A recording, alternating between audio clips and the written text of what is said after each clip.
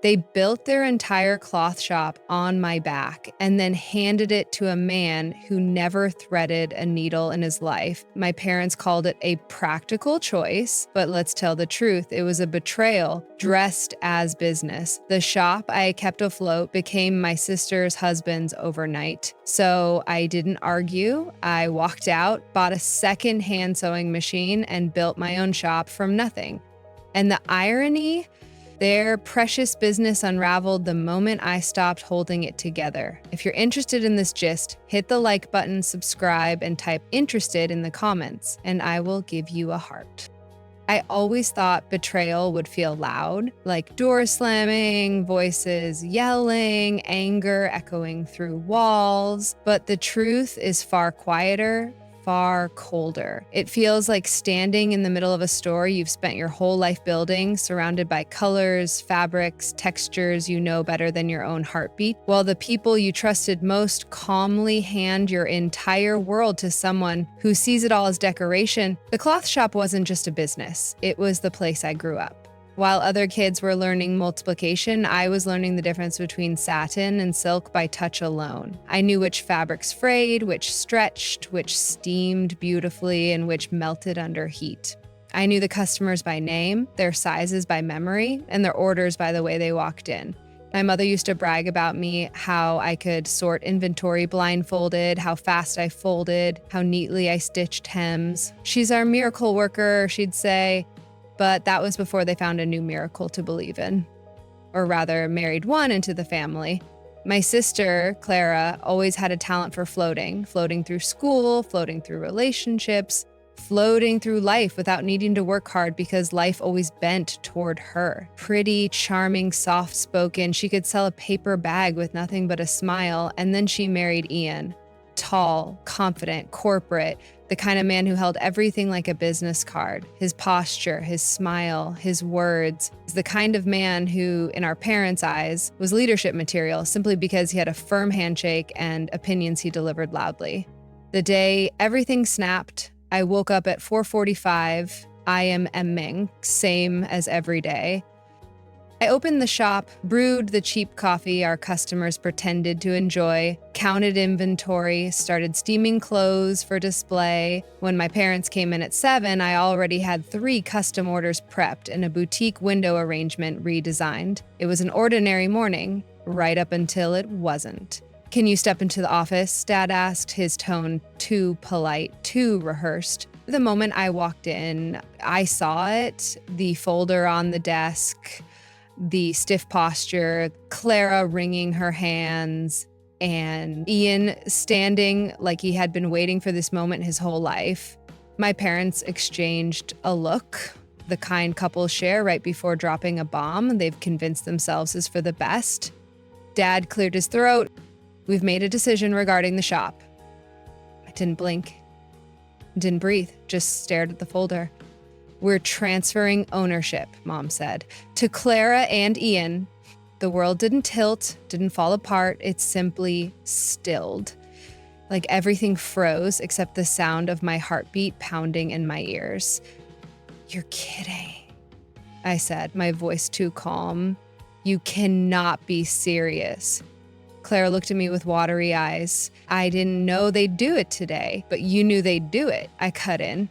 She swallowed. Silence was the only answer I needed. My father stepped forward. "Your sister has a family now, responsibilities. Ian can help expand the business." Expand. That word hit like a punch. "Expand?" I repeated. "He doesn't even know how to fold a shirt without leaving creases." "He'll learn," my mother said sharply, "and you'll stay on as support. Head tailor, we need your skills. Support. Not successor, not partner. Support, like a mannequin that moves." "So let me understand this," I said slowly.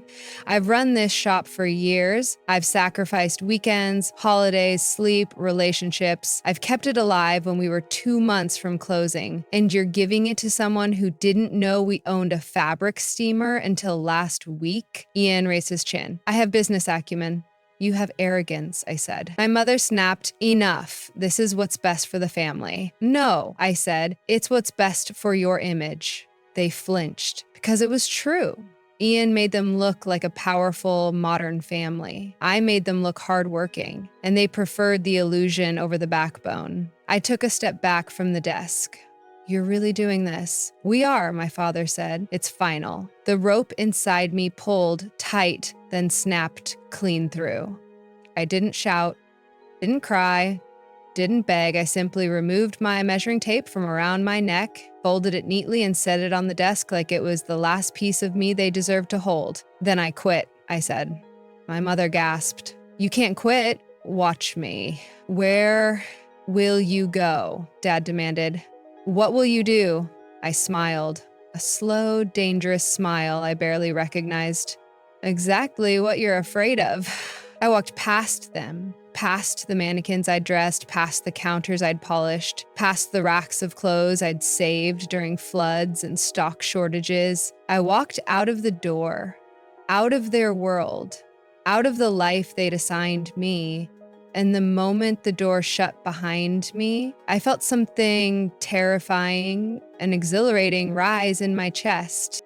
Freedom sharpened by fury, but I didn't know the truth yet. I didn't know this betrayal was only the beginning.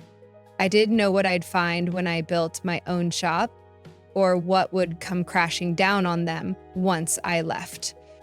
When I stepped out of that shop, the morning air hit my face like I had just surfaced from deep underwater, gasping, blinking, unsure whether I had drowned or finally learned how to breathe.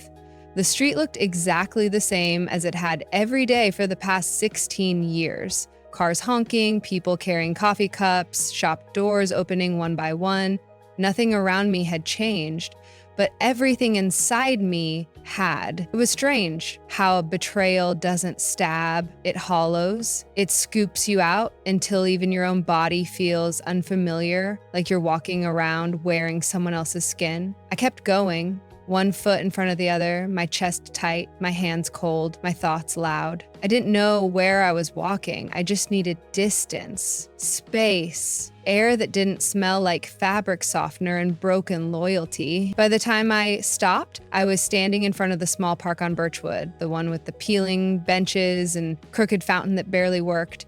I sat down on the cold metal bench and let the reality wash over me in waves that burned more each time they hit. They gave my shop to a man who once asked me whether denim and jean fabric were cousins. They took the place I had poured my youth into and handed it to someone whose biggest contribution so far had been suggesting we modernize the brand colors using a palette he found on Pinterest. Worse, my sister didn't even fight it. She didn't defend me, didn't say she earned this, didn't say she earned this. She just stood there wringing her hands, eyes big and watery, like that somehow softened the betrayal. I rubbed my hands over my face, feeling anger pulse under my skin. Anger, yes, but also something else, something sharp, something awakening, something that whispered, "You finally see them clearly." My phone buzzed. Again. I ignored it until the buzzing became impossible to tune out. I finally glanced at the screen. "Mom, come back. This is just a misunderstanding." "Dan, stop being dramatic. We need you at the shop." "Clara, please, don't be mad. Let's talk." "Ian, let's be civil about this." Civil? The audacity. I turned the phone off completely. This wasn't a misunderstanding. This wasn't drama. This was betrayal, neatly decorated as family business decisions. I sat there until the early cold seeped into my bones, until my chest stopped shaking, until my pulse steadied into something deliberate. I didn't know what came next, but I knew one thing. I wasn't going back. Not to fix their mess. Not to support Ian, not to stay small, not anymore. Just then, a familiar voice broke through my thoughts. "I figured I'd find you here." I looked up. Lucas. Denim jacket, coffee in hand, that quiet concern in his eyes he tried to pretend he didn't have. He used to work with me at this shop before he left to apprentice under a tailor across town. The customers loved him. My parents tolerated him. I trusted him. Even when trusting people was dangerous. News travels fast, he said, sitting beside me. I snorted. Of course it does. Drama is the only thing my family truly excels at. He handed me the coffee. I didn't ask how he knew my order. Cream, no sugar. He just knew. Tell me what happened, he said. So I did. Every piece, every word, every silent apology my sister never gave. When I finished, he exhaled slowly. They really handed it over to him. Just like that, I said. Like I was an intern they'd forgotten to fire. He nodded slowly, the muscle in his jaw tightening. I'm sorry. Don't be, I said. I'm not. And I wasn't. I was hurt. I was angry. I was furious. But sorry? No. Sorry implies regret, and what I felt wasn't regret, it was revelation. So what now? Lucas asked. I stared ahead, watching leaves shiver in the cold wind. I'm going to build my own shop. He didn't react with shock, not even surprise. He just nodded, like he'd been waiting for me to realize it. Good, he said. About time. A small laugh left my lips. You think I can do it? I know you can, he said. You're the real backbone of that place. Without you, they're one bad inventory order away from disaster. That's comforting, I muttered. It should be, he said, because they thought they were breaking you today, but all they did was free you. His words hit me hard, straight through the armor, straight into the truth I hadn't said aloud yet. I wasn't broken. I was unleashed. But just as that realization settled in, something else slid into place. A darker thought, a sharper one, a whisper that didn't sound like fear. It sounded like warning. They won't let me go easily, I said. Of course not, Lucas replied, because the moment you build something of your own, you become a threat. I already am, he nodded slowly, and they know it. My pulse thudded, my chest tightened, because he was right. I didn't have to sabotage them. I didn't have to speak badly about them. I didn't have to lift a finger against them. All I had to do was succeed, and that alone would be enough to unravel everything they were trying to hold together. But I didn't know how right I was until it happened. Because as Lucas and I stood to leave the park, a car screeched to a stop in front of us. My mother's car. She jumped out, panic all over her face. Not sadness, not guilt, panic. Get in, she cried, now. My stomach dropped. What happened? She shook her head frantically. It's your father, he's furious. And your sister, she's blaming you for something you didn't do. What? Lucas demanded. My mother's voice cracked. Someone stole from the shop, and they're saying it was you. My blood ran ice cold. My heartbeat stopped, and in that moment, I understood something horrifying. Walking away hadn't ended the story. It had only poked the beast. The accusation didn't just hit me, it detonated inside me like someone had pulled a pin I didn't even know I was wearing. Lucas stepped forward instinctively like he could shield me from words that had already sunk claws too deep. Stolen? He repeated, voice sharp. From the shop? And they're blaming her? My mother looked between us with eyes filled not with truth, but fear. Fear of being caught in a lie someone else had already committed. Fear of defending the wrong side. Fear of facing the reality she and my father had created. Just get in the car, she whispered. Please. Your sister is hysterical. Ian is furious. Your father is yelling at everyone. They said I cut her off. They said I stole money. Her silence answered before she did. I laughed, cold, humorless, shocked at the predictable insanity of it all. Wow, I said. They really didn't waste time. It's not like that, she insisted.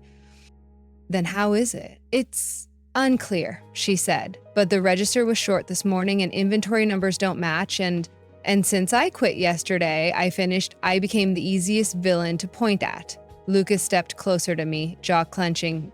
You're not going with them alone. My mother blinked at him like she forgot other people had opinions. This is a family matter.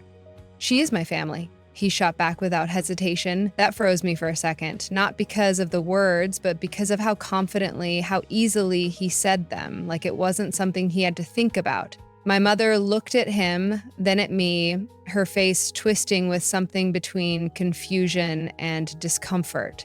"Fine," she muttered, "just come before your father does something stupid." I looked at Lucas. He nodded once, a silent promise. We got into the car. The entire drive felt like being trapped in a pressure cooker, the kind that rattles and shakes right before exploding. My mother white-knuckling the steering wheel, Lucas sitting rigid beside me staring out the window thinking, of course they blamed me, of course they did. Betrayal wasn't enough for them. They needed a scapegoat too. They needed someone to carry the consequences of their new golden boy's incompetent. And who better than the daughter who had always cleaned their messes? The daughter who no longer belonged to them. When we pulled into the parking lot, the scene inside the shop wasn't just chaotic, it looked staged. Like they had been waiting for me, like they rehearsed. My father paced behind the counter, his face red, hair disheveled, veins throbbing in his forehead. My sister cried loudly on a stool, her mascara running like it was sprinting for its life. And Ian stood in the center of the room with his arms crossed and his eyes narrowed like the king of a kingdom he didn't know how to rule. The moment I stepped inside, all their faces snapped toward me. My father didn't even say hello. "Where were you last night?" he barked. "Not here," I said plainly. He slammed his hand on the counter. "Don't get smart with me. This is serious." "Oh, now you think I'm smart?" I replied. Clara sobbed harder. "She's being mean," she cried, pointing at me like a child tattling at recess. He hasn't even denied it. "Denied what?" I asked. "That I magically teleported through locked doors to steal from the shop I quit?" "The drawer was short $200, Ian said, stepping forward like a wolf in a designer shirt. "And inventory reports show missing fabric." "Maybe check the math again," Lucas said coldly. "Better yet, check the new owner's work." Ian's jaw ticked. How dare you?" "How dare you," Lucas cut in. "Accuse someone without proof?" My sister sniffled. "We don't need proof. You're the only one who wasn't here to defend herself." I stared at her, stunned at how naturally cruelty flowed out of her. "Wow," I said softly. "And to think, I spent years covering for your mistakes." Her lip trembled, not with guilt, but offense. Then my father stepped forward. "If you didn't take it," he said, "why are you so defensive?" "Because," I replied, "you're accusing me of something I didn't do." "People who are innocent don't get angry," he shouted. "No," I said, stepping closer. "People who are innocent get angry when the guilty ones point fingers." A heavy silence fell. Thick, suffocating, uncomfortable. And then I saw it. A flicker, a glance, a tiny spark of panic in Ian's eyes. It lasted less than a second, but I caught it. He knew something, or worse, he did something. He cleared his throat. "Look," he said, "this doesn't have to be dramatic. Just admit what you did, return the money, and we'll put it behind us." My stomach dropped. Lucas stepped in front of me. "She's not admitting to anything," Ian smirked. "Then I guess we'll have to involve the police." My heart thudded. Clara gasped. My mother whispered, "Ian, please." But he kept going. A theft is a theft, family or not. That's when I realized something terrifying. This wasn't a misunderstanding. This wasn't panic. This wasn't confusion. This was a setup, a deliberate one, a clean one, a planned in the middle of the night kind of plot that required someone desperate, someone threatened, someone like Ian who couldn't stand the idea that I might build something better. My father slammed the counter again. "If you didn't take the money, then who did?" I didn't answer him. I didn't need to. Because at that exact moment, the automatic door chimed and an elderly woman walked in, looking frazzled and breathless. Mrs. Grenfield, one of our oldest customers. She clutched a receipt in her hand. I found this outside, she panted. I think it fell from the counter yesterday. Someone was rushing. She handed it to me. I unfolded it. It wasn't from yesterday. It was time-stamped this morning. A sale for $200, processed under one name, one login, one employee ID, Ian's. I lifted my eyes, slowly, calmly, deliberately, and the color drained from his face. Because now everyone saw what I had just uncovered. The thief wasn't the person who walked away. It was the man they crowned king. For a moment, the entire shop fell silent. So silent I could hear the faint hum of the overhead lights and my own heartbeat thudding like a war drum in my chest. I held the receipt between two fingers, not shaking, not trembling, just steady. Too steady, the kind of steady that scares people. Ian's face had drained of color so fast he looked like someone had unplugged him from himself. Clara stared at him with wide, confused eyes. My father blinked like he couldn't process what he was seeing, and my mother's lips parted with a soft gasp that sounded almost relieved, like she had been hoping quietly, secretly, that I would prove her wrong for doubting me. But I didn't look at any of them. I looked directly at the man who had lied about me, the man they chose over me, the man who thought he could bury me under his own incompetence. Interesting, I said calmly, lifting the receipt. This transaction happened at 7:58 a.m. today. Ian opened his mouth, but nothing came out. Lucas stepped beside me, arms crossed, expression carved from stone. The shop opens at 9, I continued, and the only one here early this morning was you. My father shook his head, grasping at the last shred of denial. That doesn't mean, Dad, I said, turning the receipt over so he could see the employee code stamped cleanly at the bottom. It's his ID. Clara swallowed hard.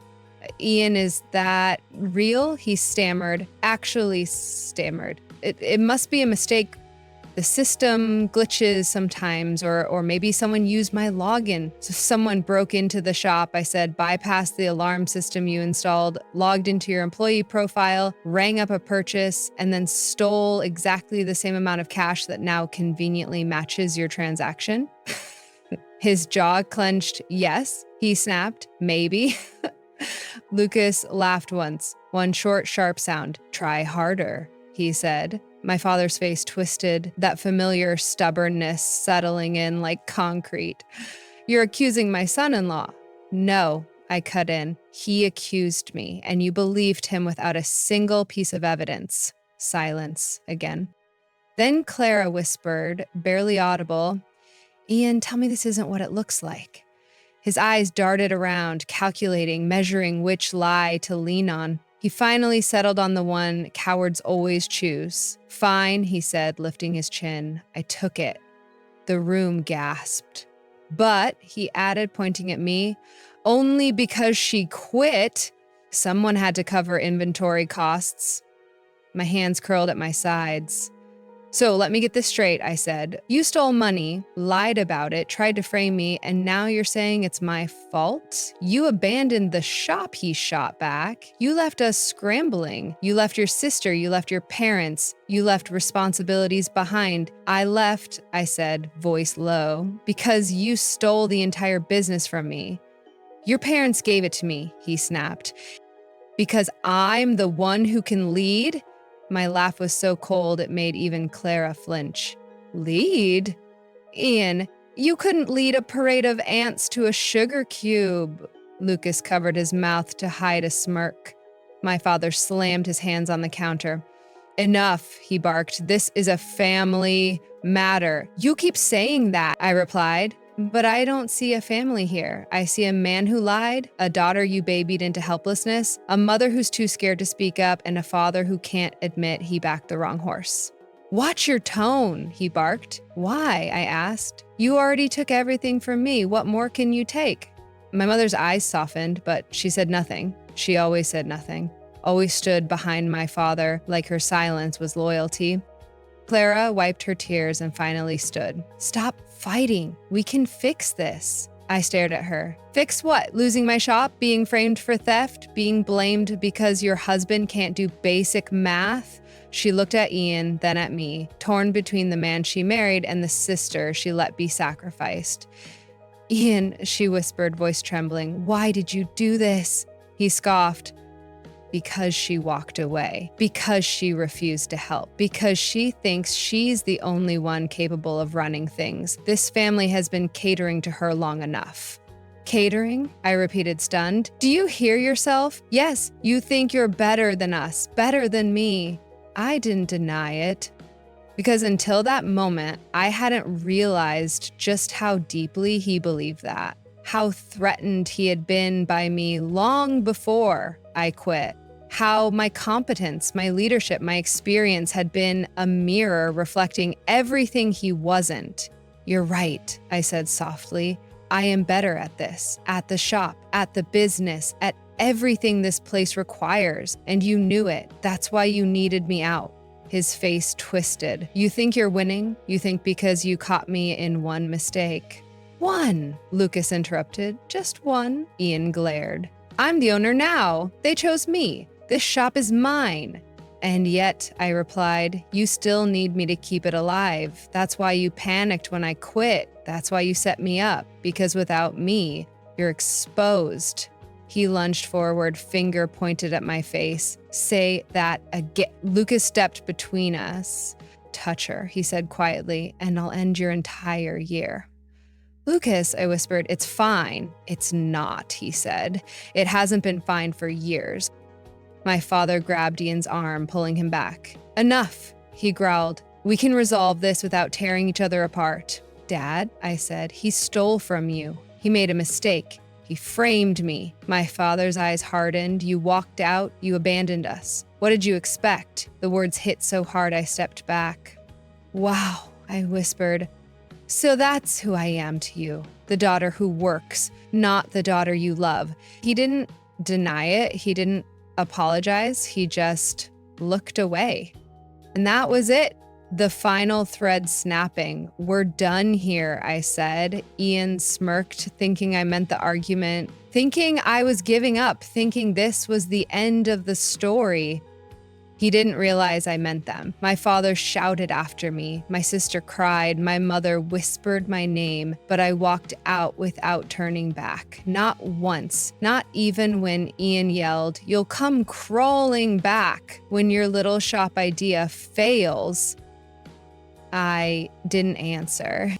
Because the truth was, they hadn't seen anything yet. What none of them knew was this. By the time I reached the parking lot, a plan had already begun stitching itself together in my mind. Sharper than a needle, stronger than denim, and faster than a seam ripper through a weak hem. And when I built my shop, it would just compete with theirs. It would destroy every illusion they'd ever believed about themselves. Mind was finally clear, focused, razor sharp. If betrayal is a fire, then clarity is the ash that settles afterward, cool and unmistakably honest. I saw everything for what it was now. Not a family, not a business, not a misunderstanding, but a hierarchy I was never meant to outrank. And the moment I stepped out of that bakery sweet facade of a shop, I knew I would never let them write another chapter of my life again. By sunrise, I had a plan. Not a dream, not a hope, an actual blueprint for survival and domination. I took the last of my savings, the money I had tucked away in a separate account my parents didn't know existed, and walked straight into a dusty little strip mall on the edge of town. The kind of place no one looks at twice. The kind of place businesses go to die. The kind of place that made Ian's smug words ring in my head like a dare. You'll come crawling back when your little shop fails. Not a chance. The lease manager looked at me like I was lost when I walked into the office. Unit 14 is empty, he said. It's not much. Perfect. The moment he opened the door, I understood why he hesitated. The space was awful. Peeling wallpaper, flickering lights, a cracked front window, a floor that smelled like old carpet and broken promises. It was tiny, ugly, forgotten. It was also mine. This one, I said immediately. "You're sure?" he asked. "Yes," I said. "I just need the keys." That was the moment I felt something stretch inside me. Something wild, something free. For the first time, I wasn't building someone else's legacy. I wasn't patching holes in a ship I didn't own. I wasn't sacrificing sleep, sanity, and soul for people who would never do the same for me. I was choosing me. Lucas showed up an hour later with a toolbox and a grin that said he'd been waiting for this moment since the day we met. "It's terrible," he said, looking around. "I know. It's also perfect." "I know." We worked silently for minutes, ripping down old wallpaper, sweeping dust into piles, prying off rotten wooden counters. But then, mid-swing with a crowbar, Lucas paused and turned to me. "Just answer one question," he said. "Are you doing this to win or to ruin them?" I didn't flinch. "Both." Nodded as if that was the only answer he expected. Hours passed. The space slowly transformed from garbage to potential, and I couldn't describe the feeling except this. Every piece of rubble I cleared, every nail I removed, every stain I scrubbed out was another lie my family had told me, being scraped off my skin. By evening, the door opened and someone stepped inside. Someone I did not expect. Clara? She looked awful. Not mascara running dramatic like earlier, but empty, haunted, like the reality of everything hit her. Too late. "I shouldn't be here," she whispered. "Then don't be," I said, not looking up. She swallowed hard. "I didn't know Ian would lie about you. I thought I don't know what I thought."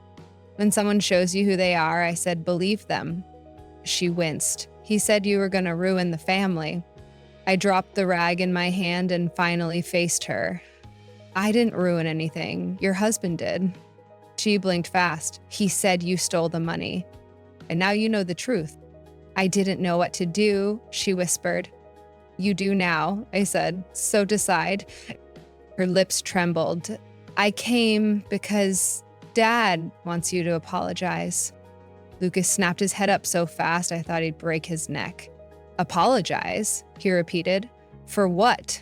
Existing?" "He's angry," Clara said weakly. "No," I said, "he's guilty." She wrapped her arms around herself. They think you're doing this on purpose. This shop, this rebellion." "It isn't rebellion," I said. "It's independence." She went quiet, really quiet, like my words hit her somewhere she didn't expect, somewhere personal. "What if," she whispered, "what if you're right about Ian?" My chest tightened, because for the first time in years, she wasn't speaking like my sister. The protected child, the golden daughter, the one who never had consequences. She was speaking like a woman who finally saw the truth. "What if he isn't who I thought he was?" she continued. "What if I made a mistake?" I stepped closer, slowly, carefully. "Clara," I said, "I spent years cleaning up your mistakes, but this is yours to face." A tear slipped down her cheek. "Are you saying you won't help me?" "I'm saying," I whispered, "I won't save you from consequences that should have never been mine." She looked shattered, and for a moment, a brief, painful moment, I felt a flicker of the sister we used to be, before favoritism, before betrayal, before her husband turned everything into a battlefield. Then she said something that made the room shift.